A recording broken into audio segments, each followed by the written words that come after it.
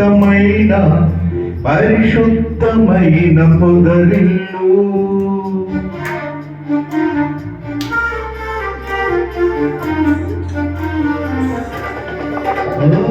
ప్రేమే శాశ్వతమైన పరిశుద్ధమైన పొదరిల్లు. మనసే మందిరమాయి నా మదిలో దీపము నీవే. నిన్నాశ్రయించిన వారిని ఉదయించు సూర్యుని వలెనే నిరంతరం నీ మాటతో ప్రకాశింపజేయుదు. ప్రేమే శాశ్వతమైన పరిశుద్ధమైన పొదరిల్లు. మనసే మందిరమాయే నా మదిలో దీపము నీవే.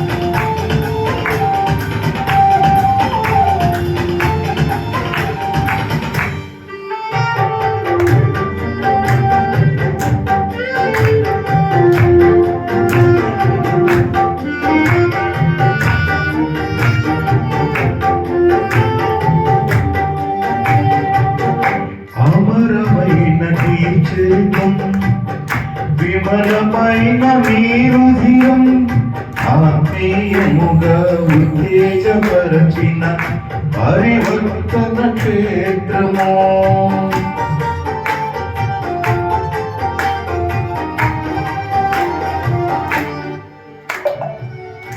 అమరమైన నీ చరితం విమలమైన మీరు ధియం ఆత్మీయముగా ఉత్తేజపరచిన పరివర్తన క్షేత్రము.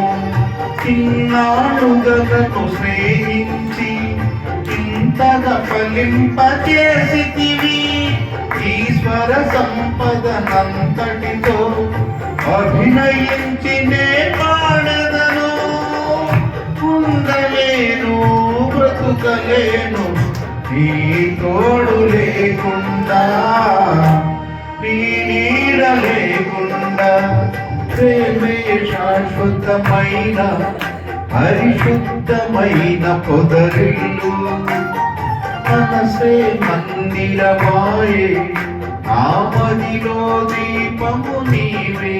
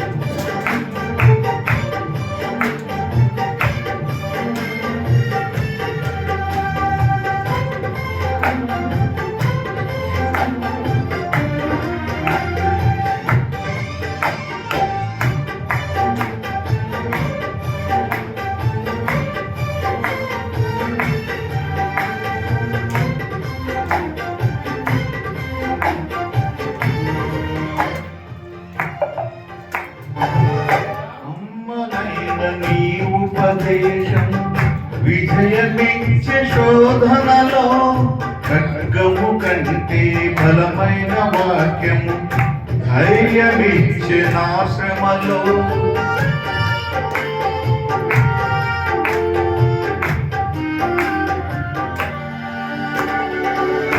అమ్మనైన నీ ఉపదేశం విజయమిచ్చే శోధనలో ఖడ్గము కంటే బలమైన వాక్యం ధైర్యమిచ్చెనా శ్రమలో కరువు సీమలో సిరులొలికించెను నీ వాక్య ప్రవాహము గగనము తీర్చి మోపైన దీవెన వర్షము కురికించితివి ఘనమైన నీ కార్యములు వివరింపనాతరమా వర్ణింపనాతరమా ప్రేమే శాశ్వతమైన పరిశుద్ధమైన పొదరిల్లు మనసే మందిరమాయే నామదిలో దీపము నీవే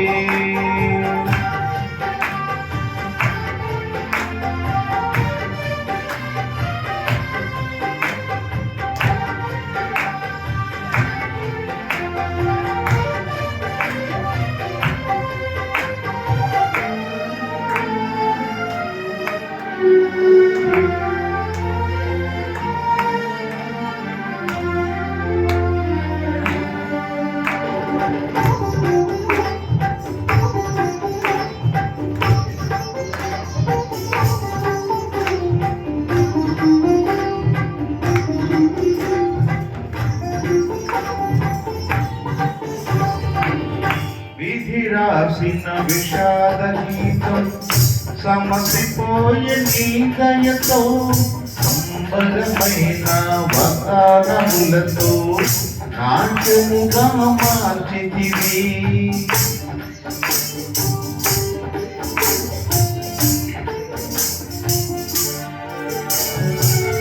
విధి రాసిన విషాద గీతం సమసిపోయే నీ దయతో సంబరమైన వగానములతో నాట్యముగా మార్చితివి మమతల వంతెన దాటించి మహిమలో స్థానము నిచ్చితివి నీ రాజ్యములో జ్యేష్ఠులతో యుగ యుగములు నే ప్రకాశించనా పైన ఎందుకింత గాఢమైన ప్రేమ నీకు మరువలేను యేసయ్యా ప్రేమే శాశ్వతమైన పరిశుద్ధమైన పొదరిల్లు మనసే మందిరమాయే నామదిలో దీపము నీవే నిన్నాశ్రయించిన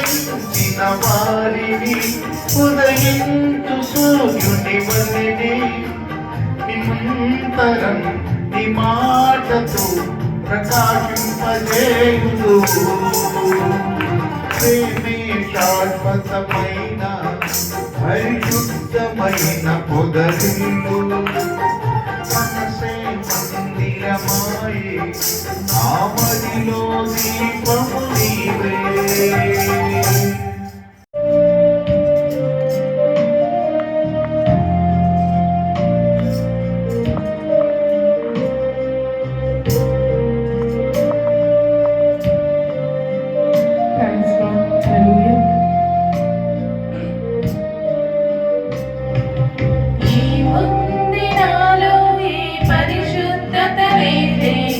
అయినా నన్ను ప్రేమించితివే ఎందుకో ఈ ఘోర పాపిని చేరదీసావు ప్రభువా అయినా నన్ను ప్రేమించావు కరుణించావు నన్ను విడిపించావు అయినా నన్ను కరుణించావు నన్ను విడిపించావు ఏముంది నాలో ఏ పరిశుద్ధత లేదే అయినా నన్ను ప్రేమించి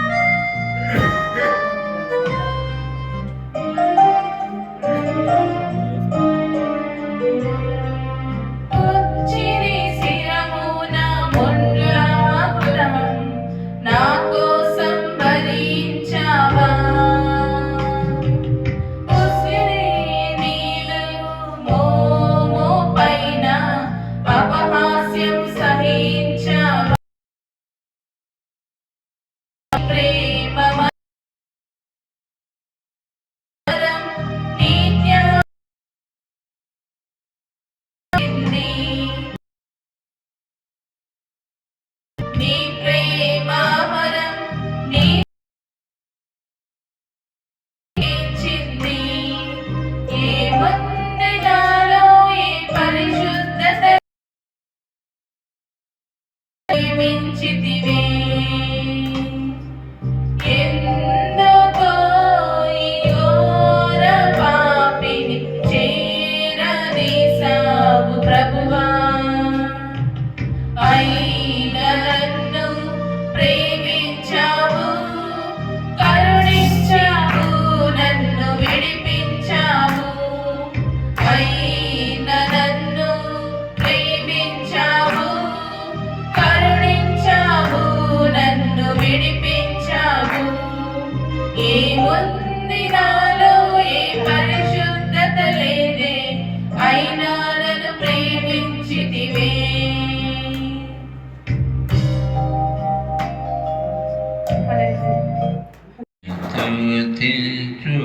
స్తుతించుచున్నాము మాధు హృదయ కానుకలను, మాధు హృదయ కానుకలను సమర్పించుచున్నాము, సమర్పించుచున్నాము. రావో నీదు మహిమను పాడి నిన్ను స్తుతించుచున్నాము. యేసు సుందర శైలము కలిగి నీ సన్నిధికి తెంచితిమే. యేసు సుందర శైలము కలిగి నీ సన్నిధికి తెంచితిమే. రావో నీదు మహిమను పాడి నిన్ను స్తుతించుచున్నాము. నీ దివ్య వాక్య బలముచు, నీ దివ్య వాక్య బలముచు నూతన జీవం నందితమే, నూతన సైలం పొందితమే. ప్రభో నీదు మహిమను పాడి నిన్ను స్తుతించుచున్నాము. నీ వాక్యమునే చాటించుటకు, నీ వాక్యమునే చాటించుటకు నొసగుము సోదర ప్రేమను, నొసగుము వదర ప్రేమను. రావో నీదు మహిమను పాడి నిన్ను స్తుతించుచున్నాము. హిందువాదిక రాజ్యములను, హిందువాది రాజ్యములను నన్ను కోటించుచుండాము. రావో నీదు మహిమను పాడి నన్ను స్తుతించుచున్నాము. రావో నీదు మహిమను పాడి నిన్ను స్తుతించుచున్నాము.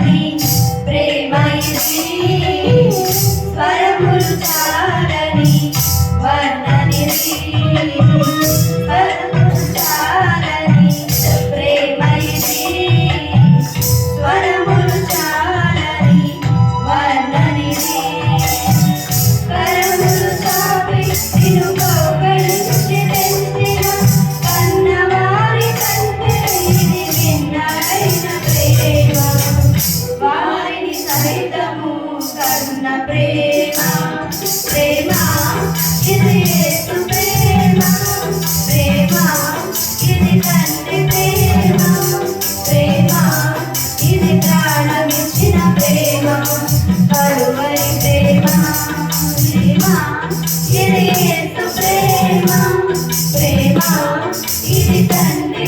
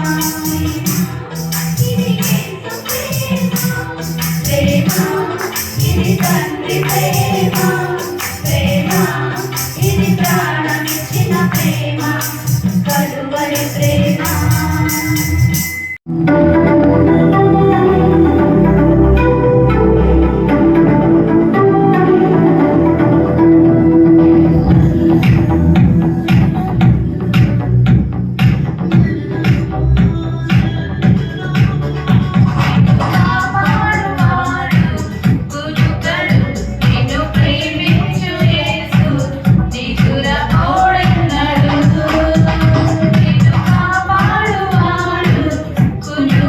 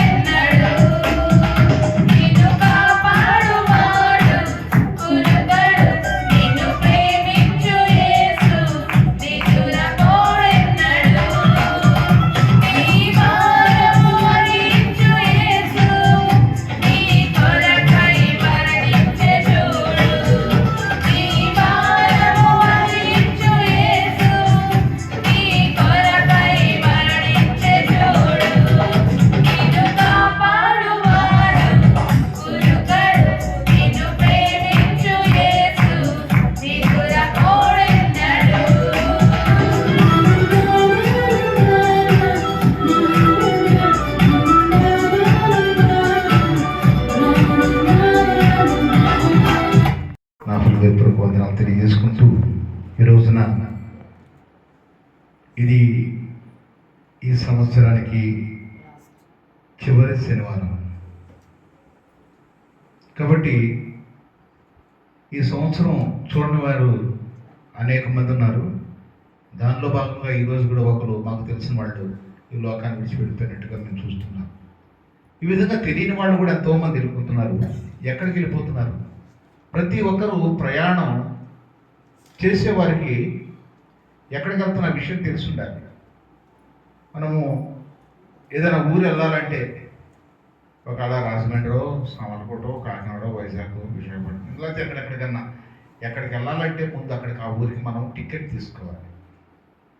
టికెట్ తీసుకుంటే బాగానే ఉంది, అక్కడ ఉంటాం వస్తాం. అక్కడ వెళ్ళడానికి కూడా ఏం మనం పెట్టుకోవాలి, బ్యాగ్లో మన బట్టలు అవి సిద్ధం చేసుకొని వెళ్ళాలి. అదేవిధంగా ఈ మనిషి ఉన్నతకాలం ఇక్కడ ఉంటున్నాడు, ప్రయాణంలో వెళ్తున్నాడు, ఎక్కడికి వెళ్తున్నాడో తెలుసుకుంటున్నారా? మరి ఏం తీసుకెళ్తాడు వెళ్ళేటప్పుడు?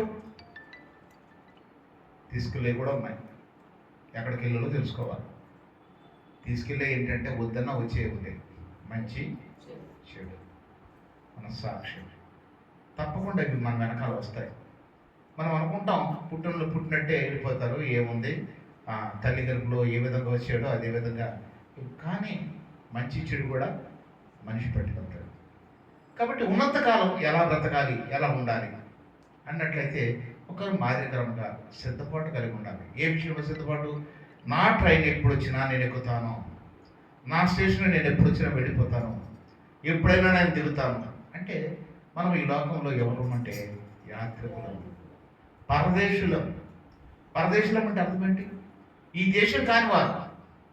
అంటే మనం ఎవరు అంటే పరదేశులం. ఎక్కడి నుంచి వచ్చాం? పరలోకాల నుంచి వచ్చాం. ఎక్కడికి వచ్చాం? నరలోకానికి వచ్చాం. ఎంతకాలం ఉంటాం మనకు తెలియదు, ఎప్పుడు వెళ్ళిపోతాం మనకు తెలియదు. కానీ మాత్రం ఒకటే, మనం వెళ్ళిపోవటం మాత్రం ఖాయం. ఇక్కడ వచ్చిన మనిషి వచ్చినట్టు ఎవడన్నా ఉన్నాడా? ఎవడలేడు. అంటే అర్థం ఏంటి? దీన్ని బట్టి తెలుసుకోవాల్సింది ఏంటి? వెళ్ళిపోతాం ఖాయం. ఎక్కడికి వెళ్తాడు అన్న విషయం తెలుసుకోవడం. మన క్రైస్తవుల్లో లోకంలో మన దేవుని గ్రంథంలో లేక బైబిల్లో మనకు తెలియవచ్చింది ఏంటంటే, ఒకటి వెళతాము. ఎక్కడికి వెళ్తాం? పరలోకానికి వెళ్తాము. అక్కడ ఎవరుంటారు? తండ్రి ఉంటాడు. అక్కడ ఇంకేముంటుంది? కుడిపార్శ్వం ఉంటుంది. అక్కడేముంటుంది? మనకు ఒక పట్టణం ఉంటుంది. అక్కడేముంటుంది? బంగారు వీధులు ఉంటాయి. అక్కడేముంటుంది? ఒక నివాస స్థలం ఉంటుంది. ఇదంతా చెప్పేది ఏంటంటే, ఒక క్రైస్తవునికి చెప్పేది ఒక బైబిల్ ఒకటే. హైందవులకు మాత్రం అవన్నీ ఏమీ తెలియదు. చచ్చిపోయిన తర్వాత కాల్చేస్తారు, ఆడు తక్కుడు బిక్కుడు ఏమైపోతాడో వాడికి తెలియదు. మా అయితే ఒక పిండం పెడతారు, అంతే. అంతా ఆ రోజుతో ఆ కార్యక్రమం అయిపోయింది. కానీ ప్రభువారు చెప్పాడు, ఈ టికెట్ తీసుకోవాలంటే నువ్వేం చేయాలంటే సిద్ధం చేసుకోవాలి. ఈ లోకంలో ఉన్నంత కాలం ఏం సిద్ధం చేసుకోవాలి? ఊరు వెళ్ళాలంటే ఏం సిద్ధపరచుకోవాలి? సపోజ్ వైజాగ్ వెళ్ళాలంటే మినిమం 1000 రూపాయలు అనుకుందాం. బొంబాయి వెళ్ళాలంటే అదే 1000 రూపాయలు వెళ్ళిపోతామా? ఎంత కావాలి? ఒక 5000 వేసుకోండి రానుకో. దుబాయ్ వెళ్ళాలంటే ఎంత సంపాదించుకోవాలి? ఎంత పెట్టుకోవాలి? ఓ 25,000. అమెరికా వెళ్ళాలంటే 1,00,000 రూపాయలు. మరి పరలోకంకి వెళ్ళాలంటే దానికి కూడా సిద్ధపరచుకోవాలి. డబ్బులేం అక్కర్లేదని అక్క అంటుంది. ఫ్రీగా వెళ్ళిపోవడం సిద్ధపరచుకోవాల్సిన చాలా ఉన్నాయి. ఏంటి? ఈ లోకంలో మనం దేవుని కోసం ఈ లోకాన్ని విడిచిపెట్టి, ప్రభువా నేను వస్తున్నాను, నా కోసం మా పట్టణంకి వెళ్తున్నామంటే నాకు కావాల్సిన నువ్వు ఏం చేయాలి? దాచిపెట్టి నా కోసం. ఈ లోకంలో మనం సిద్ధపరచుకోవాలి. ఏం సిద్ధపరచుకోవాలి? మన జీవితాన్ని సిద్ధపరచుకోవాలి. ఒక ఉదాహరణ కూడా మనం చెప్పుకుందాం. సామెతల గ్రంథం 30:25 వచనంలో ఒక మాట ఉంది. అక్కడ నోరు లేని ఆ చిన్న ప్రాకు ఆ జీవులు సిద్ధపరచుకుంటున్నాయి. ఏం సిద్ధపరచుకుంటున్నాయి? చీమలు ఏం సిద్ధపరచుకున్నాయి? ఆహారాన్ని. ఎప్పుడు? దాని పేరు కూడా ఏం చెప్పాడంట? బలము లేని జీవులు అయినను అవి వేసవి కాలంలో తమ ఆహారం సిద్ధపరచుకును. అవి ఏంటంట? బలము లేని జీవులు. బలమైన వాళ్ళం మనం ఏం సిద్ధపరచుకుంటున్నాం? ఎందుకోసం సిద్ధపరచుకుంటుంది? అది వేసవి కాలంలో. చదవండి ఒకసారి. వేసవి కాలంలో తన ఆహారం సిద్ధపరచుకుంది. ఎందుకోసం వేసవి కాలం సిద్ధపరచుకుంటుంది? ఎందుకోసం అంటే వచ్చేది ఏ కాలం అంటే వర్షాకాలం. వర్షాకాలంలో బయటకు రాలేవు, వస్తే కొట్టుకుపోతాయి. కాబట్టి దాని భద్రత కోసం ఏం చేస్తాయంటే ఈ రోజు సరిపోదు కదా ఆహారం అని చెప్పేసి ఊరుకో, మళ్ళీ వచ్చే కాలానికి కూడా 2 కాలాలకి నాకు తెలిసి 2 కాలాలకు కూడా ఆహారాన్ని సిద్ధపరచుకుంటాయి. మనం కూడా ఏం చేస్తామంటే ఈ లోకంలో రక్షణ ఈరోజు చాలులే, ప్రార్థన ఈరోజు చాలులే, వాక్యం ఈరోజు చాలులే, పాటలు ఈ రోజుకి చాలు, ఈ సమయం తర్వాత దేవుని సమయం అయిపోయింది, మనం ముగిచేసుకుంటాం. కానీ చీమలు అలా కాదు. మీకు అర్థం కావాలంటే చెప్తాను.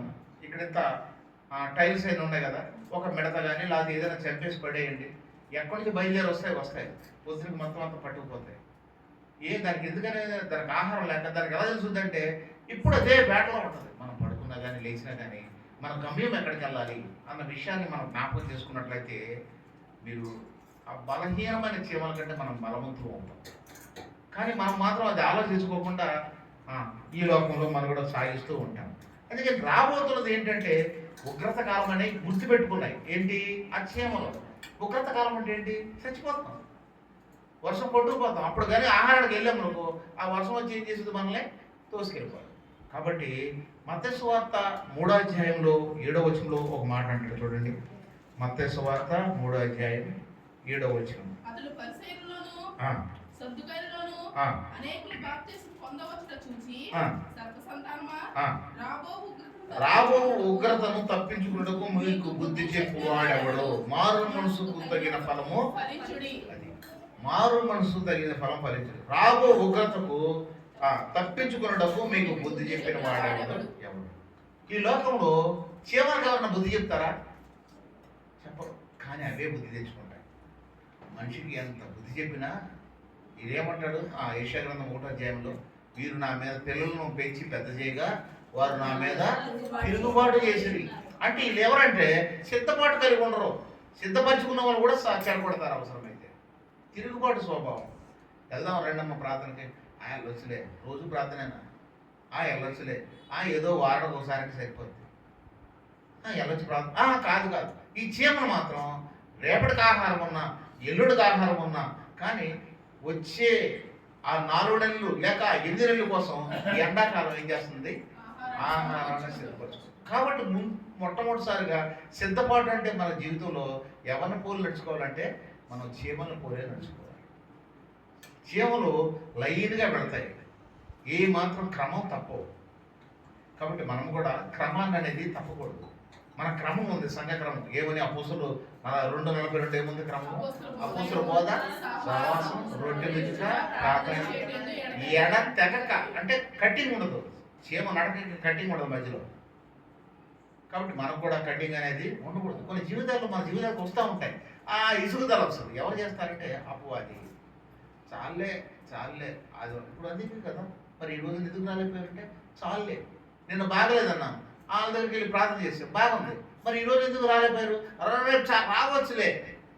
మనం కూడా క్రైస్తవులు ఎలా ఉండాలంటే ఒకప్పుడు మనం కూడా అలాగే పండగ క్రైస్తవులుగా ఆదివారం క్రైస్తవులుగా ఉన్నవారమే కాదంటారా? గుళ్ళు మీద చేసి చెప్పుకోవచ్చు. పండగ క్రైస్తవులుగా ఆదివారం క్రైస్తవులుగా ఉండేవాళ్ళు. కానీ దేవుడు ఏం చేశాడంటే మనల్ని బలపరుస్తున్నాడు. బలపరిచి ఏంటంట ఎడతెగక మనం ఉంటున్నాం. ఏ పరిస్థితులు అయినా కానీ ఎలాంటి స్థితిలో ఉన్నా కానీ మనల్ని ఎందుకు బయటకు తీశాడంటే అసలు దేవుడు ఎడతెగకుండా ఉండేవారం ఉండాలని ఒక బాధ్యత, ఒక భారాన్ని దేవుడు మందిరాన్ని ఇచ్చిన మందసాన్ని మనకిచ్చి ఏం చేశాడంటే దేవుడు మన భుజస్కంధాల మీద తన భారాన్ని పెట్టాడు.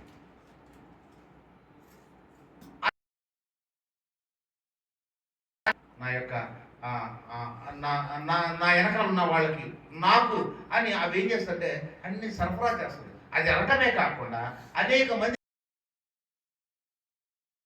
నేను ఒకసారి మాట్లాడేసుకుందామా? మాట్లాడేసి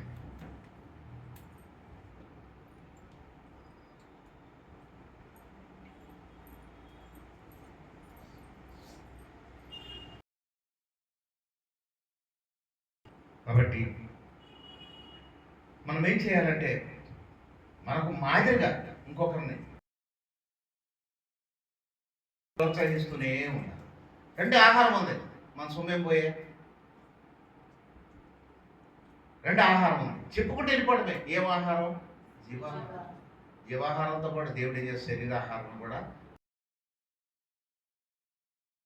ఎందుకు మనం దేవుని సన్నిధికి రావాలంటే, ఎందుకు కలిసి ఉండాలి అంటే, ఉగ్రత నుంచి తప్పించుకోవాలి. ఈ ఉగ్రత ఎలాంటి వాళ్ళకు ఉందంటే, ఒక విధంగా చెప్పాలంటే, ప్రభువును కలిగి ఉన్నవాడు ఎంత బాధలో ఉన్న లేనివాడు అది వేదంతోనే కలుగుతాడు. ఎంత ధనవంతుడన్నామనే ఈ రోజుల్లో మనం చివరి వరకు వచ్చేసాం. భిక్షాటులు మనం చూసాం చనిపోవడం. ఎవరెవరు చూసాం? ఇద్దరు చూసాం. ఎవరిని? ఇంకా మన్మోహన్ సింగ్, ఆయన భిక్షాటి. ఆయన జాకీ వేశారు. మరి వాళ్ళకి ఏం తక్కువ ఉందని ఈ రూపంలో నిలబెట్టుకోలేకపోయారు? నిలబెట్టుకోవడం ఎవడ తరము కూడా కాదు. అందుకనే యెహోవా ఇల్లు కట్టించిన కట్టువని ప్రయాసం వ్యర్థం, యెహోవా ఆ పట్టణంను కాపాడిన దాన్ని కావలి కాయవాడు మేలుకుంటా పెద్దది. కాబట్టి మనం ఆ మాటను జ్ఞాపకం చేసుకుంటే, ప్రభువా ఈ పట్టణం ఎప్పుడో నాశనం అయిపోయి శిథిలం అయిపోయి పడిపోయేది, అలాంటిది కాపాడేవాడు నువ్వే. నువ్వు తప్ప మాకు కాపాడేవాడు ఈ లోకంలో ఎప్పుడు కూడా లేదు. ఎన్నో ప్రమాదకరమైన పరిస్థితుల్లో దేవుడు మనల్ని కాపాడుకుంటూ వస్తున్నాడు. కారణం ఏంటంటే, ఇంకొకరు మాదిరిగా ఇంకొకరికి ఆ పట్టణాన్ని మనం చూపించేవారు. ఇది శిథిలమైన పట్టణం. మనం ఈ మందిరం కట్టినప్పుడు కానీ, ఇల్లు కట్టినప్పుడు కానీ మనం కొన్ని చూసాం. ఏంటంటే చెక్క ఫిట్టింగ్లు పెడతారు. ఫస్ట్ చెక్క ఫిట్టింగ్లు పెట్టి దాని తర్వాత ఏం చేస్తారు? రాడ్ వెల్డింగ్ చేస్తారు. అది మనుషులు ఎక్కుతారు చెక్క ఫిట్టింగ్ మీద, బాగా చూస్తారు. భలే ఉంది. అప్పుడు నేను చూశాను, భలే ఖాళీ స్థలంలో ఈ శూన్యంలో చెక్క ఫిట్టింగ్ భలే ఉంది. దాన్ని ఏమంటారు మనం? సెంటరింగ్ అంటారు. ఆ సెంటరింగ్ చూసి చాలా ఆనందపడిపోయారు. తిరిగేస్తున్నారు అందరూ, చాలా బాగా అవుతుంది సెంటరింగ్. ఇది కూడా ఈ లోకం కూడా ఒక సెంటరింగ్ వంటిది. అది ఆ సెంటరింగ్ ఎన్ని రోజులు తీశారు? 21 రోజులు తీసేస్తారు. తీసేసిన తర్వాత అసలైన స్లాబ్.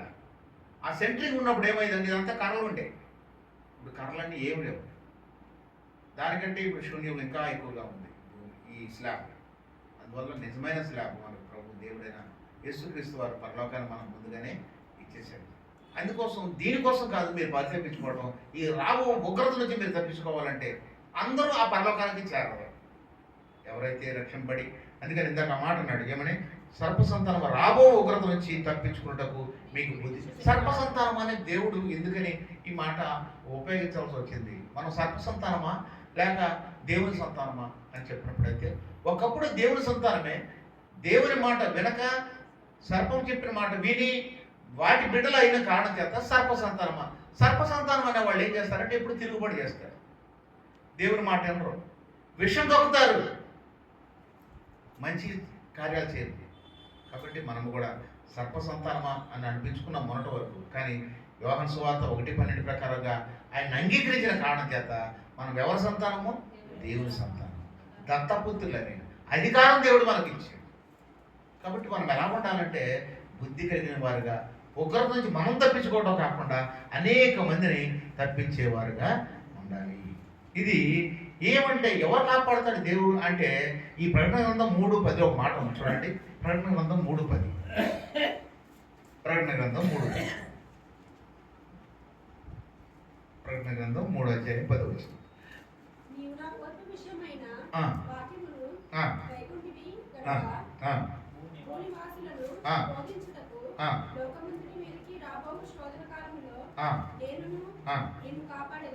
నేను నిన్ను శోధన కాలంలో, ఫుట్ నోట్లో ఒకటి ఉంది, ఏముంది చూడండి. శోధన గడియలో మనకి ఎన్నో శోధనలు వస్తున్నాయి. వీటిలన్నింటి మనం తప్పించుకుంటాం, మనం అనుకుంటున్నాం, మనం వాడిని మెడిసిన్ వల్ల మనం తప్పించుకుందాం అనుకుంటున్నాం. కానీ కాపాడేవాడు ఎవరు? ఈ మాట క్లియర్గా ఉంది. శోధన కాలంలో నేను నిన్ను కాపాడు. ఒక చిన్న ఎందుకు పనికిరాని టాబ్లెట్ వేరుకు మాత్రం వేసుకుంటున్నాం, కానీ మనం బతుకుతున్నాం. అంత ఖరీదైన వైద్యాలు చేసుకుంటున్నారు వాళ్ళు, కానీ బతకట్లేదు. అక్కడే మనకు అర్థమైపోయింది టాలీ. చిన్న బీపీ పిల్ల ఇంత ఇగానే అంతే. అందుకే డాక్టర్లు కూడా ఏమంటారంటే, మేము వైద్యం మాత్రం చేయగలం కానీ ప్రాణాన్ని నిలబెట్టేది మేము కాదు.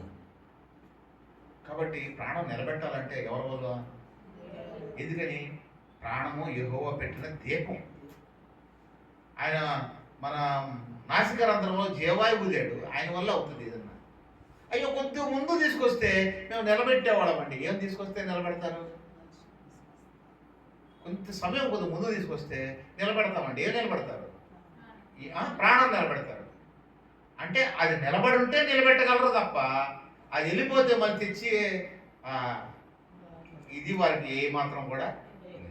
అంటే వాళ్ళు ఒప్పుకుంటున్నారు, మా వల్ల ఏం కాదు, మేము వైద్యం చేస్తాము.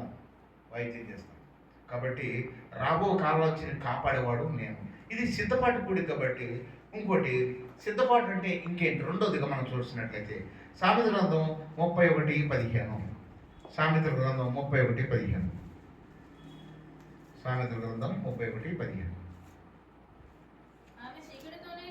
ఆమె చీకటితోనే లేచి తన ఇంటి వారికి భోజనము సిద్ధపరచును. తన పనికెత్తలను బెత్తము ఏర్పరచును.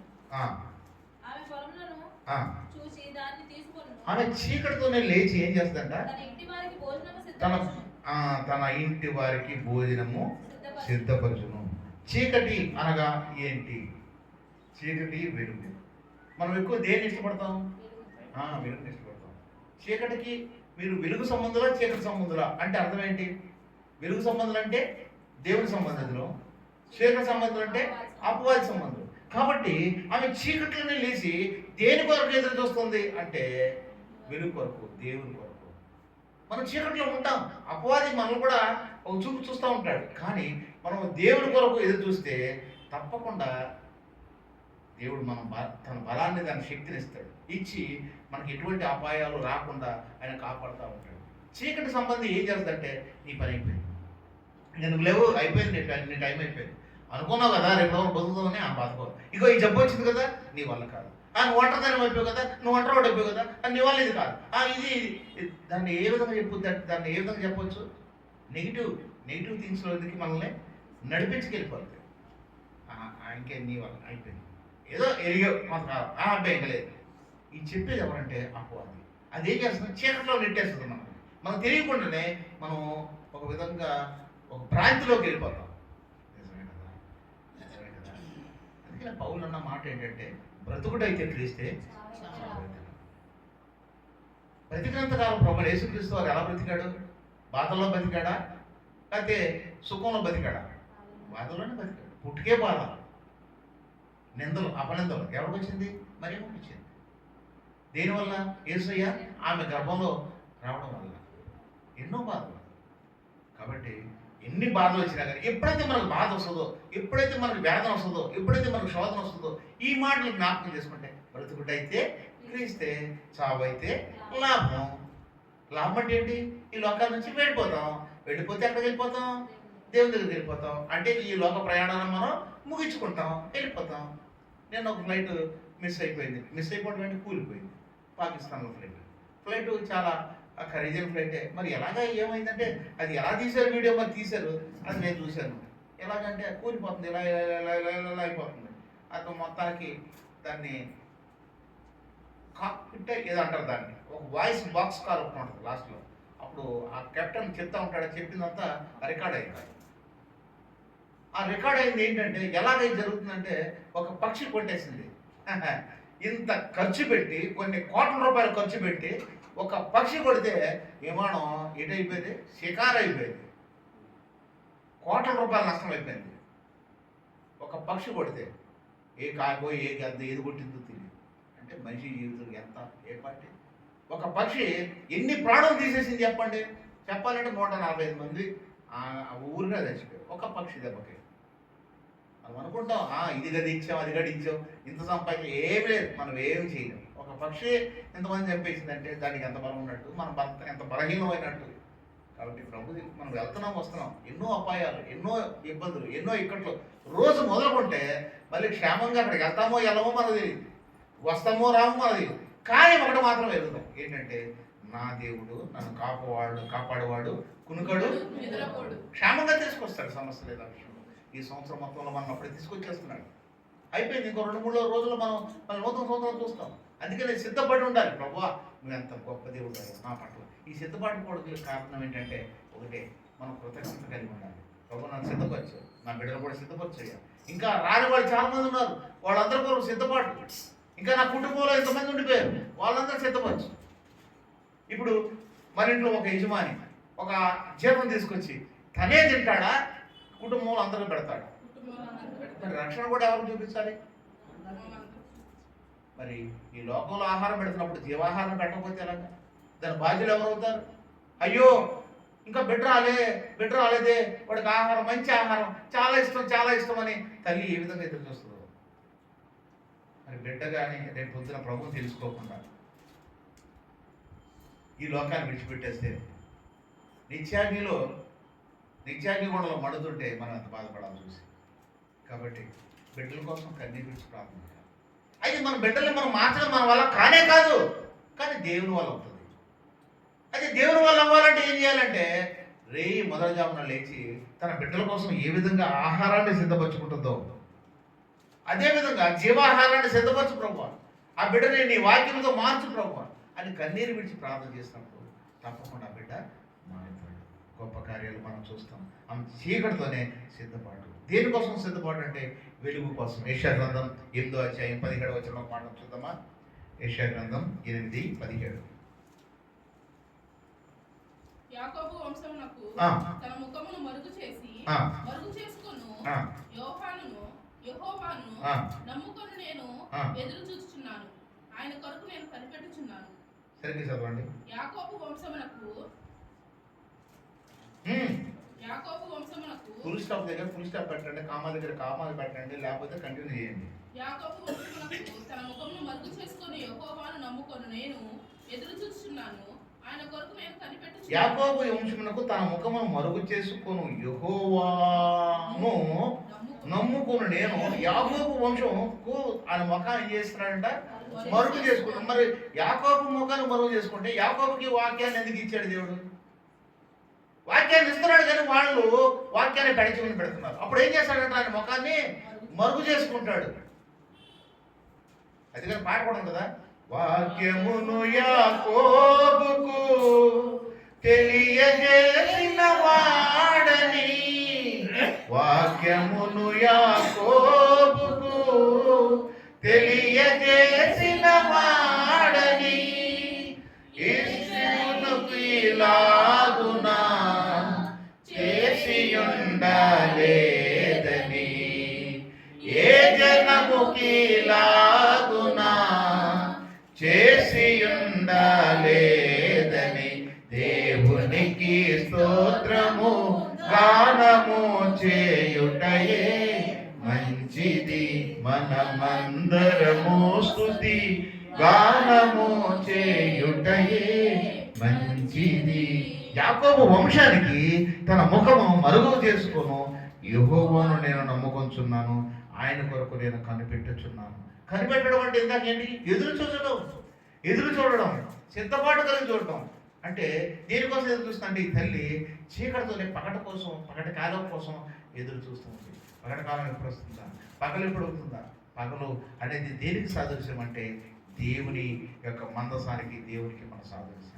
దేవుని కోసం ఎదురు చూసేవారు ఎలాగుంటారు అన్నట్లయితే యెషయా గ్రంథం 40వ అధ్యాయం 31వ వచనంలో ఒక మాట చూడండి. యెషయా గ్రంథం 40:31. యెహోవా కొరకు ఎదురు చూసేవారు ఎలా ఉంటారంట? నూతన బలం పొందుతారు. వారు పక్షిరాజు వలె రెక్కలు చాపి పైకి ఎగురుదురు, అలయక పరిగెత్తుదురు, సమస్యలుగా నడిచిపోదురు. ఇట్టి అనుభవంలో ఉంటారు ఎవరు? యెహోవా కొరకు ఎదురు చూసేవారు. ఎన్ని శ్రమలు వచ్చినా, ఎన్ని బాధలు వచ్చినా అలయక పరిగెత్తుదురు. ఈరోజు నిన్న చూస్తే అక్కడ ఏం జరిగిందంటే స్విమ్మింగ్ పూల్లో బిడ్డలు ఏం ఈత ఆడుతున్నారో, అంత ప్రాక్టీస్ చేస్తే అంత ఈత వచ్చాము. దాదాపుగా 20 నిమిషాలు పరిగెడుతూనే ఉన్నారు, అటు ఇటు ఈత కొడుతూనే ఉన్నారు, ఆగట్లేదు అక్కడ కూడా. మనం ఇలా ఇళ్ళ బయటకు అమ్మో అంటాం.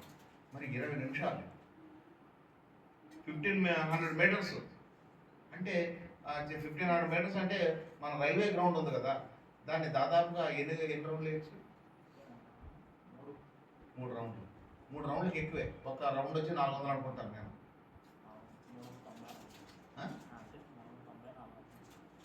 అలాంటిది 3 రౌండ్లు తిరిగేంత టైము వాళ్ళు నీటిలోనే అటు ఇటు తిరిగేస్తున్నారు. మరి వాళ్ళకి ఆయాసం రాదా? దమ్ము రాదా? మరి ఎందుకని అలా ఉన్నారంటే వాళ్ళ ప్రాక్టీస్. మనము కూడా దేవుళ్ళు ఏం ప్రాక్టీస్ చేయాలి? ప్రార్థనలో. దేనిలో ప్రాక్టీస్ చేయాలి? వాక్యంలో. ఇంకా దేనిలో ప్రాక్టీస్ చేయాలి? పాటల్లో. ఎప్పుడైతే దేవుల్లో ఉంటామో అంటాడు ఆయన, వారు అలయక పరిగెత్తుదురు. పరిగెత్తుతారు. దేంట్లో పరిగెడతారు? లోకంలో పరిగెడతారు. మీరు ఎప్పుడు సొమ్మసిల్లిపోరు. మనం ఏంటి సొమ్మసిల్లిపోతున్నాం అంటే పాటలు లేవు మన జీవితంలో, వాక్యం లేదు, ప్రార్థన అంతకంటే, అందువల్ల చాలే భక్తి అనుకుంటున్నాం, అక్కడికి ఆగిపోతున్నాం. కాబట్టి ప్రాక్టీస్ కావాలి. ప్రాక్టీస్ ఎప్పుడు దేవుని సన్నిధిలో ఉంటాము. ఈరోజు అనుకున్నాను ఉదయకాల సమయంలో, అమ్మ చాలా కాలం అయింది కదా ఆహారం తిని, ఒకవేళ ఉపవాసం ఉంటే ఏదైనా అయిద్దేమో, నాకు అసలే బాగలేదు కదా అనుకున్నాను. రాత్రి కొందాంలే అనుకున్నాను, ఈరోజు తినకూడదు అనుకున్నాను. పొద్దున ఏదో టిఫిన్ చేశాను, అయిపోదాం అనుకున్నాను, అయిపోయాను. కొంచెం సొమ్మసిల్లినట్టుగా ఉంది. వెంటనే ప్రార్థన చేసుకున్నాను, దేవుడు శక్తి ఇచ్చాడు. మరి టాబ్లెట్ వేసుకోకపోతే, ఆ టాబ్లెట్ ఎప్పుడు వేసుకోవాలంటే మధ్యాహ్నం టాబ్లెట్ ఏదో తిని వేసుకోవాలన్నారు. మళ్ళీ అది కూడా గుర్తు వచ్చింది. మరి తింటే నేను అనుకున్న ఆ ఇది పోగొట్టుకున్నాను అవుతాను. వెంటనే లేచి ఒక గ్లాసు మంచిగా తాగి టాబ్లెట్ వేసేసుకున్నాను. ఈ కారణం చేత ఏమవుతామంటే దేవుడు మనకు బలాన్ని ఇస్తాడు. అందుకనే యెహోవా కొరకు ఎదురు చూసేవారు నూతన బలం పొందుతారు. వచ్చిన బలాన్ని మనం యెహోవా కొరకు మనం ఉపయోగించుకోవాలిగా, యెహోవా సన్నిధి నడిపించే వరకు ఉపయోగించేవారుగా ఉన్నట్లయితే దేవుడు తప్పకుండా గొప్ప కార్యాలు చేస్తాడు. వచ్చిన బలాన్ని ఏం చేస్తాడంటే మనం బలవంతులు అయిపోతాం కదా. అప్పుడు హెబ్రీయులకు రాసిన పత్రిక 11:10 ఒక మాట చూడండి, ఏమవుతాము? బలవంతులు అయిన తర్వాత ఎక్కడ తీసుకెళ్తాడు మనల్ని? ఇప్పుడు వాళ్ళంతా ప్రాక్టీస్ చేశారు, ఇక్కడికి వచ్చారు, స్టేట్స్ నుంచి వచ్చి విజయవాడ ఆ జింకర్ గ్రౌండ్స్లో స్విమ్మింగ్ పూల్లో వాళ్ళు స్పోర్ట్స్లో పాల్గొంటారు. అదేవిధంగా మనం కూడా దేవుళ్ళు బలవంతులం అయితే హెబ్రీయులకు రాసిన పత్రిక 11:10 ఒక మాట చూడండి. దేవుడు దేనికి శిల్పియు నిర్మాణకుడైనై ఉన్నాడు. పునాదులు గల ఆ పట్టణం కొరకు అబ్రహాము ఎదురుచూచుచుండెను. విశ్వాసమును బట్టి శారాయి వాగ్దానం చేసిన వాడు నమ్మదగిన వాడని ఎంచుకొనెను. కనుక తన వయస్సు గతించినను గర్భం ధరించడానికి శక్తి పొందెను. ఏం చక్కని మాట మాట్లాడాడు. తన వయసు గతించిపోయినా కానీ గర్భం ధరించడానికి ఏమైందంట అంటే శక్తి పొందాలంటే ఏం చేయాలంటే వయసుతో మనం పరిమితం లేనే లేదు. ఆ శక్తి పొందుకోవాలంటే దేవుని సన్నిధిలో ఉంది. యెహోవా కొరకు ఎదురు చూసేవారు నూతన బలము, అక్కడ బ్రాకెట్లో శక్తి పొందుదురు. బలం అన్న శక్తి అన్న రెండు ఒకటే, ఒక ఫ్యామిలీ. ఎందుకు మన శక్తి కలగట్లేదంటే యెహోవా కొరకు మనం ఎదురు చూసేవారు కాలేము. కాబట్టి ఎప్పుడైతే మనం దేవుని సన్నిధిలో ఉంటామో ఆయన కోసం ఎదురు చూస్తే గొప్ప కార్యాలు దేవుడు. అయితే మనుషుడు ఏం చేస్తాడంటే లోకా 12:20 ఒక మాట ఉంది. ఒక మనుషుడు ఉన్నాడు, అది ఏం చేస్తున్నాడంటే దేవుని కోసం ఎదురు చూడట్లేదు కానీ ఎవరి కోసం ఎదురు చూస్తున్నాడు చూడండి. లోకా 12:20. అయితే దేవుడు వెర్రివాడా, ఈ రాత్రి నీ ప్రాణమును అడుగుచున్నాను, నీవు సిద్ధపరిచినవి ఎవని వగునని. దాని ముందు ఏముంది? దాని ముందు ఏం చేస్తున్నాడు? నా ప్రాణముతో ప్రాణమా, అనేక సంవత్సరములకు విస్తారమైన ఆస్తి నీకు సమకూర్చబడి ఉన్నది, సుఖించుము, తినుము, త్రాగుము, సంతోషించమని చెప్పుకొనేది. అంటే ప్రాణం కోసం వీడు ఏం చేశాడంటే సంపాదించుకున్నాడు. కానీ ప్రాణాన్ని నిలబెట్టాలంటే అది నా వంతు. కాబట్టి నేను ప్రాణం నిలబెట్టాలన్నా దాన్ని పోగొట్టాలన్నా అది నా చిత్తమై ఉంది. ప్రాణాన్నే కాదు, ఒక ఎంట్రుక మన తలలో నిలబడాలన్నా లేదు, తెల్లబడాలన్నా నల్లబడాలన్నా ఆయన చేతిలోనే ఉంది. తల వెంట్రుకే కాదు, మన కన్ను కప్పులో ఉన్న ఒక ఎంట్రుక కిందపడాలంటే ఆయన చిత్తం లేకుండా పడిపోయింది. నువ్వు అతికించుకోవడం నీ వల్ల అయిద్దంటావా? ఒక చిన్న వెంట్రుక. కాబట్టి దేవుడి కార్యాలు చేయాలంటే మనం ఏం చేయాలి? ఆయన కోసం చూసేవారుగా నూతన బలం పొందేవారుగా ఉండాలంటే మనం ఈ మనిషి ఏం చేశాడంటే సంపాదించుకుంటున్నాడు, తింటాననుకుంటున్నాడు. కానీ ఒక మాట అంటాడు ఈ 15వ వచనంలో 12:15 చివరి భాగం, ఒకరిని కలిమి విస్తరించుట వాని జీవమునకు కాదనను. ఒకరిని కలిమి విస్తరించుట వాని జీవమునకు అంటే అర్థమేంటి? జీవమునకు మూలం కాదంటే ఒకవేళ డబ్బు కలిమంటే డబ్బేగా, విస్తరించడం వల్ల వారి జీవమునకు వాడు ప్రాణం నిలబెట్టడానికి ఆ డబ్బు ఏం కూడా పనికిరాదు, అక్కర్లో అది ఉపయోగపడదు. కాబట్టి ఈ రాత్రికాల సమయంలో మనం తెలుసుకోవాల్సింది ఏంటంటే ప్రభు మీద మనం ఆధారపడదాం, ప్రభు కోసం సిద్ధపడదాం. ఇవన్నీ మనం తెలుసుకుంటే ఉన్నాం. నిజమే ప్రభు, ఎన్నో బాధలు ఎన్నో శ్రమలు వచ్చినాయి, వాటన్నిటికీ మేము తప్పించుకొని వచ్చామంటే మేము తప్పించుకోవడం కాదు. నువ్వు నన్ను కాపాడితేనే, నువ్వు మమ్మల్ని కాపాడితేనే, నీవే మా కుటుంబాన్ని రక్షిస్తేనే ఈ రోజున క్షేమంగా ఉన్నాం. క్షేమంగా ఉండటమే కాదు కానీ దేవుడు మనల్ని ఆశీర్వదిస్తున్నాడు, తెలియని ఆశీర్వాదం. ఎందుకంటే అందరూ ఎక్కడ ఉంటారంటే వాళ్ళ ఇళ్లలో ఉంటారు. మనమైతే దేవుని సన్నిధిలో ఉండడానికి దేవుడు కృప చూపించారు. నీ మందిరంలో ఒక దినము గడుపుట 1000 అంటే మనం ఎన్ని రోజులు ఉంటున్నాం దాదాపుగా దేవుడికి లెక్క తెలుసు. కాబట్టి ప్రతి వానికి ఇవ్వాల్సిన జీతం మనకు జీతం ఇస్తాడు దేవుడు. అయ్యో నా ఇంట్లోకి వస్తున్నారు, నాకు నేను చెప్పిన పని చేస్తున్నారు కాబట్టి వాళ్ళకి ఇవ్వాల్సిన జీతం నేను ఇస్తాను అని అంటున్నాడు. ప్రకటన గ్రంథం 22:12 అంటాడు, నేను సిద్ధపరిచిన జీతం నా యొక్క ఉంది. కాబట్టి ఆయన ఇచ్చే జీతం ఆయన ఇస్తాడు. కాబట్టి అంతేకాకుండా మనం ఒక్కోసారి ఇష్టం వచ్చినట్టు మనం ప్రవర్తిస్తూ ఉంటాం. దాన్ని బట్టి దేవుడు చెప్పిన మాట ఏంటంటే గలతీయులకు రాసిన పత్రిక 6:8 ఒక మాట అన్నాడు. గలతీయులకు రాసిన పత్రిక 6:8, గలతీయులకు రాసిన పత్రిక 6:8, పేజీ నెంబర్ 172.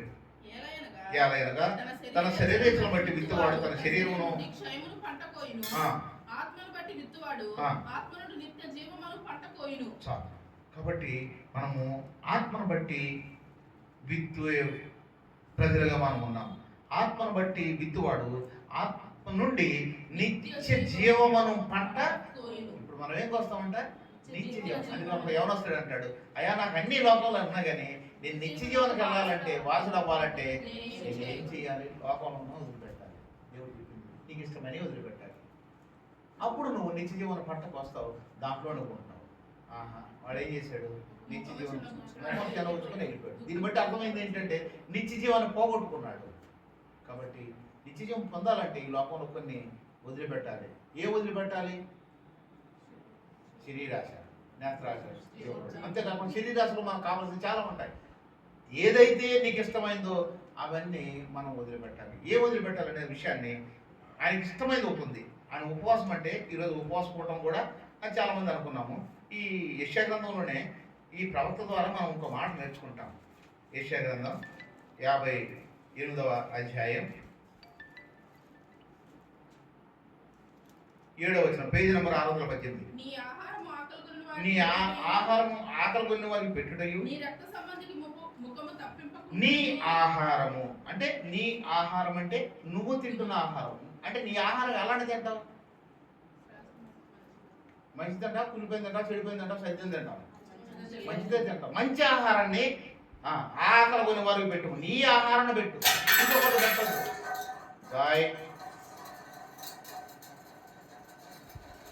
నీ రక్త సంబంధికి ముఖం తప్పించుకో, దిక్కుమాలిన భేదాలను ఇంటికి తెచ్చుకుంటూ వస్త్రహీనుడు నీకు అప్పగించిన వాడిని ఇదేగా నాకు ఇష్టమైన నీది. ఏదైతే నీకు ఇష్టమైందో అది నీకు ఇష్టమై ఉన్న నీ ఒక్కగానే ఒక కుమారుణ్ణి అని ఎవరన్నాడు?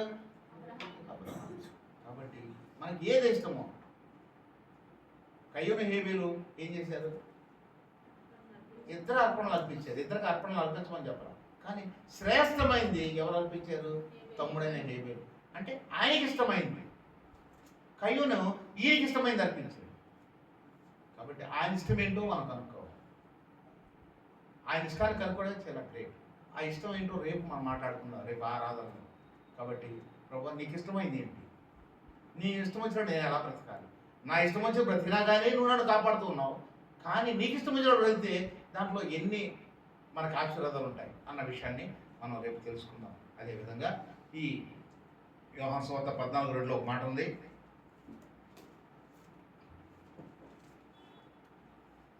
నా తండ్రి ఎంట అనేక నివాసములు కలవు, లేని యెడల మీతో చెప్పుదును, మీకు స్థలం సిద్ధపరచు.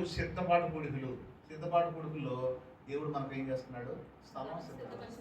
స్థలమే కాదు, నా తండ్రి ఎంట ఇంట్లో స్థలం. ఆ ఇల్లు చాలా పెద్దది. ఆ ఇంట్లో నీకు కూడా ఒక భాగం సిద్ధపరుస్తున్నాడు దేవుడు. ఎప్పుడు? ఈ లోకంలో ఆయనకు నువ్వు సిద్ధపరచాలి. ఏంటి? మా హృదయం అనే తలుపున తోటి ఎవరైనా ఎక్కడుందా మాట? ప్రకటన గ్రంథం 3వ అధ్యాయం 19వ వచనం.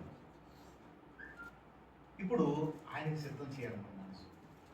మరి అదేవిధంగా ఆ యొక్క యేసుప్రభు వారు పుట్టినప్పుడు ఎవరెవరు సిద్ధపరిచారు? ఎవరు స్థానాలను సిద్ధపరిచారు? ఆ పశువులు అటు నోటిని కాసుకొని కుడితి కూడా పొయ్యి లేకుండా చక్కగా కుడితినంటే నెట్టబెట్టి ఏం చేసిందంట, ఆ స్థలాన్ని ఆ తొట్టిని శుభ్రపరిచి, మరి ఆ తొట్టిలో ఇంకా కుడుతుంది అనుకో, మళ్ళీ యేసుప్రభు వారిని పడుకోబెట్టడానికి అవకాశం ఉంటుందంటారా? ఉండదు. అందుకని ఇప్పుడు ఏది సువార్త చేసిందంటే పశువులు సువార్త చేసినాయి. అయ్యో నా యజమానుడు రాబోతున్నాడు, వాటి కోసం పొయ్యి పాకండి అన్నట్టు దాన్ని శుభ్రం చేసి, ఎలా శుభ్రం చేసి నాకు తెలిసి శుభ్రంగా నాకేసే ఉంటుంది. ఏ మాత్రం ఎక్కడ పుల్లున్నా నాకేసే ఉంటుంది. శుభ్రం చేసి ప్రభు వారికి సిద్ధపరచాలి. మనం కూడా సిద్ధపరచాలి. రాత్రి ఏం సిద్ధపరచాలి? మన హృదయాన్ని సిద్ధపరచాలి. ప్రభు నీకోసం నా హృదయాన్ని సిద్ధపరచాలి. నా కోసం అన్నీ సిద్ధపరిచావు. ఏం సిద్ధపరిచావు? నా కోసం మంచి భర్తను ఇచ్చావు, బిడ్డలు ఇచ్చావు, మంచి ఉద్యోగాన్ని ఇచ్చావు, మంచి ఇల్లు ఇచ్చావు, వాకిలు ఇచ్చావు, మంచి సంఘాన్ని ఇచ్చావు. ఒకప్పుడు ఇది కూడా లేదు మనకి. ఆ ఒక్కరోజు మనం చూశాను అనుభూతి. మనకి చాలా కాలానికి ఆ ఇంటికాడ మీటింగ్ జరుగుతున్నప్పుడు ఇల్లు కూర్చుంటే కుళ్ళు కాలం వాసన ఇంత గంభీరంగా ఉండేదా? ఇంతకాలం మనం ఆ యొక్క 2 కుళ్ళు కాలం మధ్యలో పరిచయం చేసామా అని చెప్పి నాకు అనిపిస్తుంది. దేవుడు మనకేం చేశాడు? మంచి సంఘాన్ని, మంచి మందిరాన్ని సిద్ధపరిచాడు. మనకి ఏది కావాలంటే అది అనుగ్రహిస్తూనే ఉన్నాడు. అందుకనే నా యందు మీరును మీ యందు నా మాటలు ఉంచిన ఎడల మీకు ఏది ఇష్టమో అడుగుడి, అది మీకు. కాబట్టి ఆయన మాటలు మన హృదయంలో ఉంటే మనం అడిగితే తప్పకుండా ఇస్తాడు. కాబట్టి ఆ విధంగా మన మాటలు, ఆయన మాటలు మన హృదయంలో ఉంచుకుందాం. అందుకే చివరికి వచ్చేస్తున్నాను. ఈ యోహాను సువార్త 1:14లో ఏమంటున్నాడంటే, ఆయన సిద్ధపాటు చేసుకున్న ఆయన స్థలం ఎక్కడంటే యోహాను సువార్త 1:12. 14 చూద్దాం. ఆ వాక్యం శరీరధారి కృపాసత్య సంపూర్ణంగా మన మధ్యలో నివసించను, తండ్రి వలన కలిగిన మహిమ వల్ల మనము ఆయన మహిమను కనుగొంటమే. ఆ వాక్యం శరీరధారిగా మన మధ్యలో, అంటే మన మధ్యలోనికి దేవుడు వాక్య రూపంలో వస్తున్నాడు. వాక్యాన్ని మనం ఏం చేయాలంటే అంగీకరించాలి. ఈ మాట మర్చిపోవద్దు. వాక్యాన్ని గత దినాల్లో నేను చెప్పాను. వాక్యము మనము ఇక్కడ వినేటప్పుడు ఎలా వినాలంటే జుంటె తేనె ద్వారా కోసుకున్నట్టు వినాలి, దాచుకున్నట్టు ఇంటికి తీసుకెళ్ళిపోవాలి. మళ్ళీ మనం పడుకున్నప్పుడు దాన్ని ఏం చేయాలి? దాన్ని పిండాలి. పిండి అప్పుడు తాగాలి. కోసుకు కానీ అప్పుడు తాగేడు, దాన్ని జాగ్రత్తగా తీసుకెళ్తారు. అదేవిధంగా ఈరోజు చెప్పబడిన వాక్యం మనం ఎప్పుడైతే వాక్యాన్ని పిండి దాన్ని తాగుతూ ఉంటామో, దేవుడు తప్పకుండా దేవుడు తాను కొబ్బరి మెదడు దొరికినట్టుగా, జుంటె తేనె దారి దొరికినట్టుగా, కొండ తేనె దొరికినట్టుగా దేవుడు ఆ విధంగా మనం బలపరుస్తాడు. కాబట్టి మన మధ్యలో నివసించేవాడిగా ఉంటున్నాడు. ఇప్పుడు శరీరధారిగా నువ్వు సిద్ధపాటు చేసావు కదా, ఆ శరీర వాక్య రూపంలో మన హృదయంలో సిద్ధపాటు చేసిన మన హృదయంలోకి వచ్చి ఆయన నివసించడానికి ఇష్టపడుతున్నాడు. అందుకనే ఈ పరమగీతాలు 5:6లో ఒక మాట చివరిగా ఇది చూసుకొని కొద్దిసేపు ప్రార్థన చేసుకొని మనం ఇక్కడ నుంచి బయలుపెడదాం. పరమగీతాలు 5:6 వచ్చిన పరమగీతాలు అతడు వెళ్ళిపోయాను. అతని మాట వినుటతోనే నా ప్రాణం సమస్యలను నేను వెతికాను. చాలు చాలు చాలు. ఇప్పుడు వరకు ఇంకా ఏ విషయంలో నీ ప్రియుడు కనబడలేదు నాకు తెలియదు. కానీ మనం తలుపు తీయడం లేట్ అయితే ఏం చేస్తాడు? ఆయన వెళ్ళిపోతాడు. అందుకని నేడిన సమయం ఉండగానే మనం ఏం చేయాలి? తలుపు తీయాలి. ఈ సిద్ధపాటు కూడిక ఈ 2024 ఎంత పనికిమాలిన వేషాలు వేసినా, ఎంత నీ సన్నిధిలో రాకపోయినా, ఎంత నీ సన్నిధి అంటే అశ్రద్ధ చూపించినా, ఎంత నీకు దుర్లక్ష్యంగా ఉన్నా, కానీ నువ్వు నన్ను ప్రేమించిన ప్రేమ చాలా గొప్పదిగా నన్ను క్షమించుకో. ఎన్ని శోభలు వచ్చినా, ఎన్ని వ్యాధులు వచ్చినా, ఎన్ని బాధలు వచ్చినా, ఎన్ని ఆర్థిక ఇబ్బందులు వచ్చినా, ఎన్ని మనస్పర్ధలు వచ్చినా నీ సన్నిధిలో నాకు సిద్ధపాటు కలిగించావు. ఇది సిద్ధపాటు. ఇటువంటి సిద్ధపాటుతో రాబో 2025 కోసం మనం సిద్ధపడదాం. ప్రభువా, నూతనమైన సంవత్సరం కొరకు నూతనమైన బలముతో, నూతనమైన శక్తితో నీ కొరకు ఎదురు చూసేవారుగా ఈరోజు మొదటి రోజు ప్రార్థన ఈరోజు దేవుడు ఘనంగా జరిపించాడు. మరి రేపటి దినాన మరి తన బిడ్డను ఎవరు నిలబెట్టుకొని ఏ విధంగా మాట్లాడతారో మనకు తెలియదు. ఆయన మాటలు మనకు ఎలాంటివంటే జీవాహారం కలిగించమని, బలాన్ని ఇచ్చేమని. కాబట్టి సిద్ధపాటు కూడిక సిద్ధపడదాం. ప్రభువా, దేనికోసం సిద్ధపడాలి? దేనికోసం సిద్ధపడాలి? ఆ పట్టణం కొరకు. దేనికోసం సిద్ధపడాలి? అనేక మందిని తీసుకెళ్ళేవాళ్ళు. సిద్ధంగా ఉన్నాం. ఎప్పుడు మరి 10 మంది కన్యకులు మీదే వచ్చారు. కానీ 10 మంది కూడా దేవుని సన్నిధికి వెళ్ళలేకపోయారు. 5గురు మాత్రం సిద్ధపాటు కలిగి వాళ్ళు ముందుగానే ఏం చేశారు? ఆన్ హ్యాండ్లో వాళ్ళు పెట్టుకున్నారు. ఏది? నూనె. నూనె అనగా ఆత్మీయ అర్థం ఏంటంటే వాక్యం. ఆ వాక్యాన్ని ఎప్పుడైతే హృదయంలో పెట్టుకుంటామో తప్పకుండా దేవుడు నీతో మాట్లాడతాడు. వాక్యం అంటే దేవుడే. వాక్యం హృదయంలో ఉన్నప్పుడు అపవాది నీ దగ్గరికి రానే. ఒకవేళ వచ్చినా ఆ వాక్యంతో నెరవేర్చి వాక్యంతో మాట్లాడి బయటికి వెళ్ళిపోతుంది. ఎందుకని ప్రభువైన యేసుక్రీస్తు వారు 40 రోజులు ఉపవాసం ఉన్నప్పుడు అపవాది శోధించింది మత్తయి 4:4 కానీ నీకు దేవుని వాక్యంతోనే మరి దాన్ని తగిలిసినట్టుగా మనం చూస్తాం. ఏమంటాడు చూడండి, ఈ రాళ్ళను ఈ రొట్టెలుగా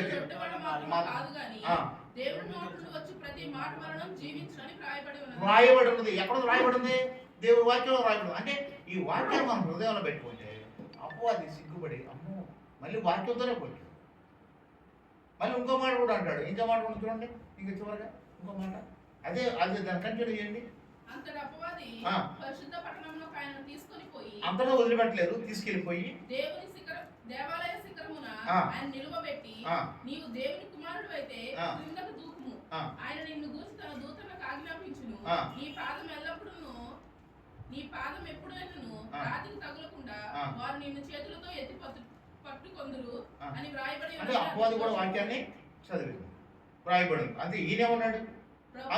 అందుకు యేసు ప్రభు ఆయన నీ దేవుని నువ్వు శోధింపకూడదని మరి ఒక చోట రాయబడిందని మరలా అపవాది మిగుల కొండ మీదకు ఆయన తోడుకొని పోయి ఈ లోక రాజ్యములన్నిటిని వాటి మహిమను ఆయనకు చూపి నువ్వు సాగిలబడి నాకు నమస్కారం చేసి ఎలా వీటన్నిటిని నీకు ఇచ్చేదని నాతో చెప్పగా యేసు వారితో సాతానా పొమ్ము, ప్రభు అయిన నీ దేవుని మొక్కి ఆయనను మాత్రమే సేవింపుకోవాలని వ్రాయబడి ఉన్నది. చూస్తే ప్రతిదీ వ్రాయబడి దేంట్లో వ్రాయబడి ఉంది?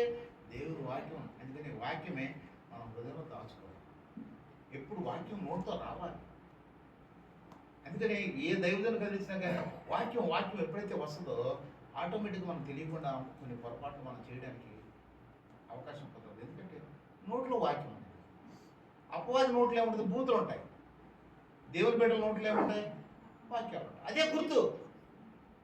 మనం ఈ హృదయాన్ని ఈ మనిషిని అపవిత్రపరచుకొని వేరే విధంగా మాట్లాడితే ఇంకా ఆయన జీవితానికి ఆయన ఏం సిద్ధపరుస్తాం? మన స్థలంలో ఏం రాగలడం? కాబట్టి అలా కాకుండా మన దేవుల్లో ఉండాలంటే మనం సిద్ధపరచుకున్నాం. ఈ రాత్రి కాలం సిద్ధపరచుకుని ఒక చీమ నేర్పించింది పాట ఉన్నది. ఎందుకని 2 కాలాలకి సరిపడ్డ ఆహారాన్ని సిద్ధపరచుకున్నాం. మనం కూడా మన దేవుని సిద్ధపరచుకుంటున్నాం. 2 బిడ్డల కోసం దేవుని మనం సిద్ధపరచుకుంటున్నాం. ప్రభావ నా బిడ్డలు కాచి కాపాడేవారు కనీసం సిద్ధపడితే కనీసం కృతజ్ఞత. ఇంకా ఎవరైతే పరిపూర్ణంగా రావట్లేదో వాళ్ళ కొరకు నేను అనుకున్నాను మన ఈ సంవత్సరంలో కనీసం 3కి బాప్తిసాలు ఇద్దాం అనుకున్నాను. ఆ పేర్లైతే నేను చెప్పను. కనీసం 2 దేవునికి అప్పచెప్దాం అనుకున్నాను. అది దొరకలేదు. కనీసం ఒక్కరైనా దేవుని సన్నిధిలో అప్పచెప్దాం అనుకున్నాను.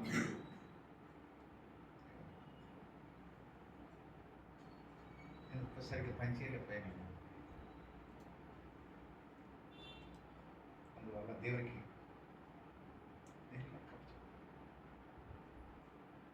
కాబట్టి మన బిడ్డలు మనం దారి తప్పిపోకుండా ఉండాలంటే మనం సిద్ధపడుతూ అనేక మందిని సిద్ధపరిచేవారు. ఎప్పుడైతే అర్థం ఏమో దేవుడు తన సొంత సమయంలో తన బిడ్డను మాత్రం వదిలిపెట్టే దేవుడు కానీ మనుషులు వదిలిపెట్టేస్తారేమో కానీ దేవుడు మాత్రం. కాబట్టి అటువంటి దృష్టితో మనం చూస్తూ ప్రభావ నా హృదయాన్ని అదంతా ఎందుకునైనా నా హృదయాన్ని నేను సిద్ధపరిచారు.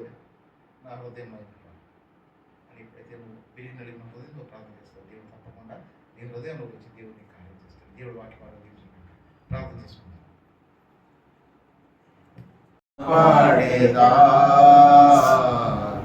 ప్రభు నిన్ను కొనియాడేదన్ హల్లెలూయా పాడేదా ప్రభు నిన్ను కొనియాడేదన్. మా ప్రేమ గల జీవం గల తండ్రి, నిన్న నేడు అక్కడ ఎత్తుకున్న ప్రభువా, నేను కొనియాడడానికి, నేను మహిమపరచడానికి, నేను అమ్మను గొప్ప చేయడానికి, నేను కీర్తించడానికి, నేను హెచ్చించడానికి చీమ కంటే బలహీనుడు ప్రభువా, జ్ఞానం లేనివాడు, బుద్ధి లేనివాడు, సర్ప సంతానముగా ఉన్న నన్ను నీ సంతానంగా చేసుకున్న విధానం బట్టి నీకు స్తోత్రాలు. నీకు మాదిరికరముగా జీవించే జీవితం నాకు నేర్పించమని ప్రార్థన చేస్తున్నాను. నీ సంఘాన్ని ఏ విధంగా కట్టుకోవాలో నాకు నేర్పించమని ప్రార్థన చేస్తున్నాను. అలనాడు ప్రభు నోవాహు వాడ అది ఫెయిల్యూర్ వాడ కాదు, తన కుటుంబాన్ని రక్షించుకుంది. ఈ రోజున ప్రభు ఈ వాడ కుటుంబాన్ని రక్షించుకునే స్థితిలో చేసుకో. నిజముగా మొరపెట్టు వారికి నేను సమీపముగా ఉంటానండి. నిజముగా మొరపెట్టు వారిని మనం వింటారంటే వాటిలో సెలవిచ్చావు కదా. అసలు మొరే పెట్టకపోతే నా బిడ్డలు ఎక్కడి నుంచి రక్షిస్తావు? సోమరి చీమల దగ్గరికి వెళ్ళమన్నట్టుగా నా జీవితం అంతా సోమరితనం అయిపోయి పరిపూర్ణమైన పరిచర్య చేయలేకపోతున్నారు. నువ్వు ఇచ్చిన పరిచర్య చాలా నమ్మకమైంది, ఈ లోకంలో ఎంతో శ్రేష్టమైంది నీ పిలుపు. అటువంటి పిలుపుని అందుకొని నా శరీరాన్ని నమ్ముకొని నా శరీరం బలహీనమైపోయిందిలే నేను నీకు లెక్క చెప్పుతూ ప్రజలకు కూడా అదే చెప్పుకుంటూ సమర్థనం చేస్తూ ఈ పరిచర్య చేయలేని వాడిగా ఉంటున్నాను. క్షమించు స్వామి, క్షమించుకో. ప్రార్థన జీవితం తక్కువైపోయింది, వాక్యం తక్కువైపోయింది, పాటలు తక్కువైపోయింది, మీద ఆధారపడే ఆరాధన తక్కువైపోయింది. ఆయన ఆ జీవితంలో అంత అవిశ్వాసం. ఇది జరుగుద్దా, ఇది జరగదా, ఇది అవుద్దా, ఇది అవ్వదా? ప్రభా, ఈ విధంగా నీ పరిచర్య సన్నగిలిపోయి ఆలోచనలే నా మనసంతా అపవాది పెడుతుండగా ఆయన బలహీనపడిపోయే పరిస్థితుల్లో నీ వాక్యంతో నన్ను ఆదరిస్తున్నావు, బలపరుస్తున్నావు, స్థిరపరుస్తున్నావు. పక్షిరాజు యవనం వలె మేలుతో నేను తృప్తిపరుస్తారన్నావు కదా. ఎన్నో గొప్ప కార్యాలు నా పట్ల చేస్తున్నావు. అయినను లోక వైపు చూస్తూ నిన్ను మర్చిపోతూ ఆర్థికమైన అప్పుల బాధల వైపు, శ్రమల వైపు, లోకం వైపు, కుటుంబం వైపు వీటన్నింటినీ చూస్తున్నాను కానీ నిన్ను చూడలేకపోతున్నాను ప్రభు. మొదట నా నీతి, మొదట నా రాజ్యం, మొదట నేను అంటున్నావు. నీకు ఇవ్వాల్సిన ఆ ఘనత, నీకు ఇవ్వాల్సిన ఆ ప్రాధాన్యత నీకు ఇవ్వకపోవడం కారణం చేతనే నా కుటుంబంలో ఎన్నో వేదనలు, శోధనలు వస్తున్నాయి. పరిపూర్ణమైన నీ భక్తిలో నేను కొనసాగినట్లయితే ఎన్ని ఇబ్బందులైనా, ఎన్ని ఇక్కట్లైనా నేను కొనసాగుకోగలనైనా నీకు వదనా స్తోత్రాలు. ఈరోజు వాక్యంతో నాతో మాట్లాడావు. రాబో ఉగ్రతను తప్పించుకోవాలంటే అదిగే కదా ఉగ్రత తప్పించడానికి ఈ లోకంలోకి అలనాడు ప్రభువా యోనాను ఏ విధంగా పంపించావో ఈరోజు నీ సేవకుని నన్ను కూడా పంపించావు. యోనా తప్పించుకున్నట్టు నేను కూడా తప్పించుకుంటున్నాను. అయినను ప్రభువా ఆ మత్స్యము యోనాకు స్థలం ఇచ్చినట్టుగా నేను కూడా నీకు స్థలం ఇస్తున్నానయ్యా. నీ కృపలో జ్ఞాపకం చేసుకో. నా హృదయంలో ఉంటూ గొప్ప కార్యాలు చెయ్యి. యోనా ఏ విధంగా ఆ మత్స్యం కడుపులో ఉండి నీతో ప్రార్థన చేశాడు, పెరుగులాడాడు, గొప్ప శక్తిని పొందుకున్నాడు. ఆ నినివే పట్టణస్థులంతా ఉపవాసం ఉండి రాజుతో సహా తన వస్త్రాలు మార్చుకొని అన్ని తీసేసుకొని బూడిద రాసుకొని గోని పట్ట అనుభవంలోనికి దిగి వచ్చాయి. దానికి కారణం అయ్యో ఎందుకు నన్ను సముద్రంలో పడేసాడు యోన అనలేదు కదా, ఒప్పుకున్నాడు. ఈ ఉగ్రత నన్ను బట్టే వచ్చింది. నన్ను బట్టి నా కుటుంబానికి ఉగ్రత రాకుండా ఉంది కాక నా బిడ్డలు ఆయన ఉగ్రత పాలవ్వకుండా నేను సరిగ్గా ఉండడానికి పంపింది.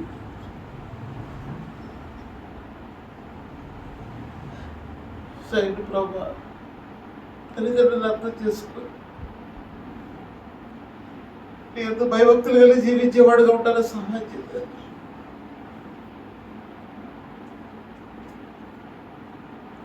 నీ సన్నిధిలో ఎదగడానికి కృప చూపించాయి.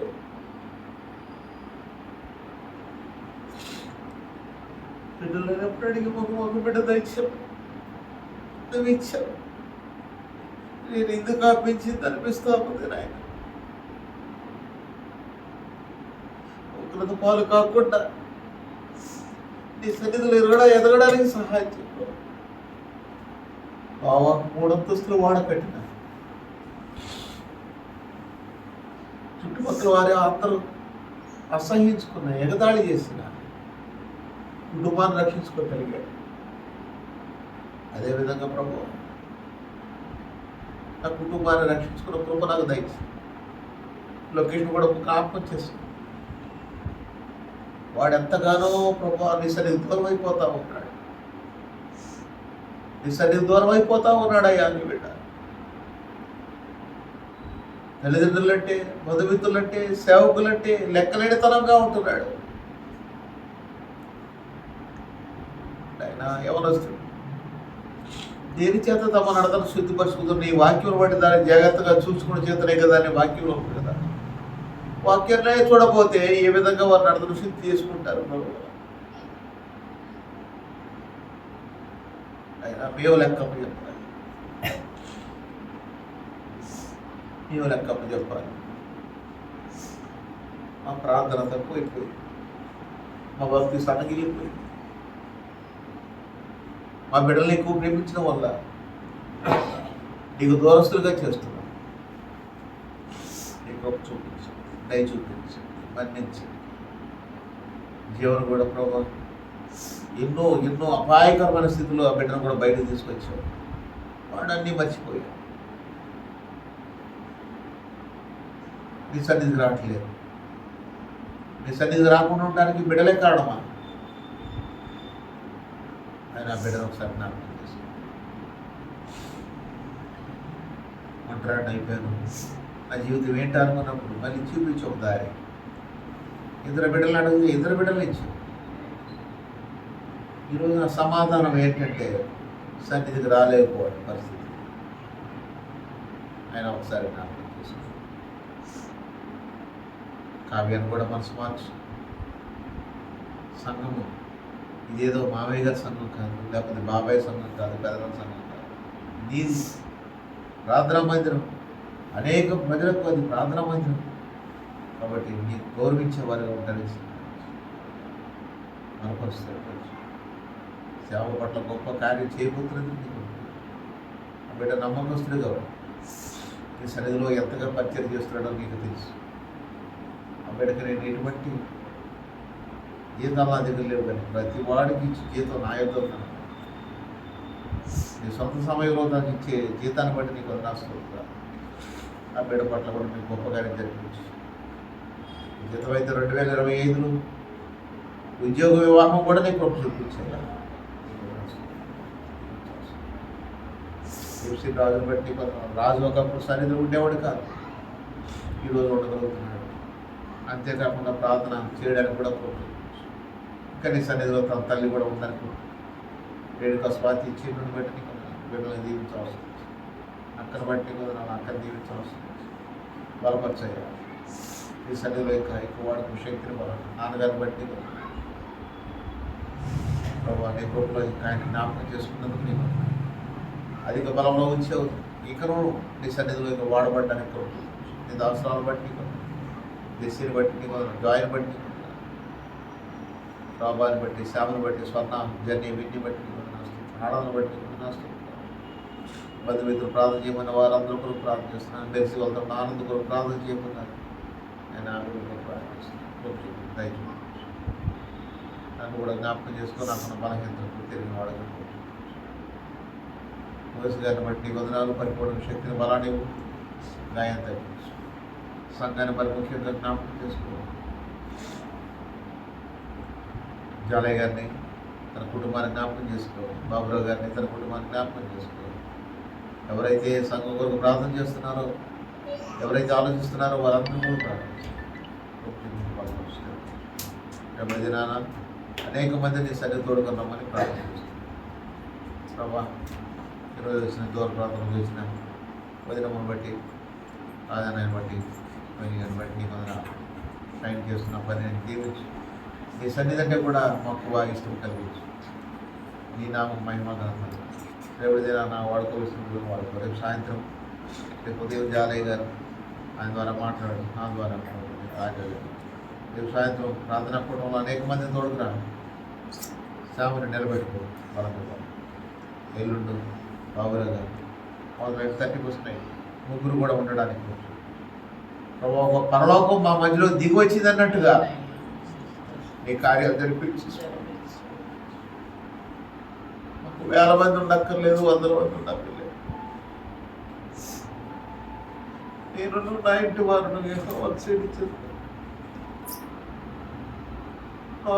ఊళ్ళో మేమంతా ఉండనట్టుగా చూపించాయా నీకు రాని బిడ్డల కొరకు కూడా ప్రార్థన చేస్తుంది. నీ దాసురాలు ఎంతగానో అందరి కొరకు ప్రార్థన చేస్తుంది. వారందరినీ జ్ఞాపకం నీ నామకు మహిమ రేపు కోసం మమ్మల్ని సిద్ధపరచు. నీకే వందనాలు. మా వీధిలో సందులో ఉన్న అందరినీ దీవించవలసి, పేరు పేరుని దీవించిన అవసరం. అనారోగ్యమైన బిడ్డలందరూ బట్టి నీకే వందనాలు, శుద్ధులు, స్తోత్రాలు చేసుకున్న అనుభవం బంగారు పాదం సమర్పించు. పర్లో రాబోతున్నాడు ఈ వాడు మాట్లాడే చిన్న వేడుకుంటున్నాను తండ్రి. ఏ రక్తమే చేయి, శిలువ రక్తమే చేయి. నువ్వే సంవత్సరం పడి విజయం అపాధి క్రీడ కనుక నువ్వే సంవత్సరం పడి ఏం కలుగుతుంది.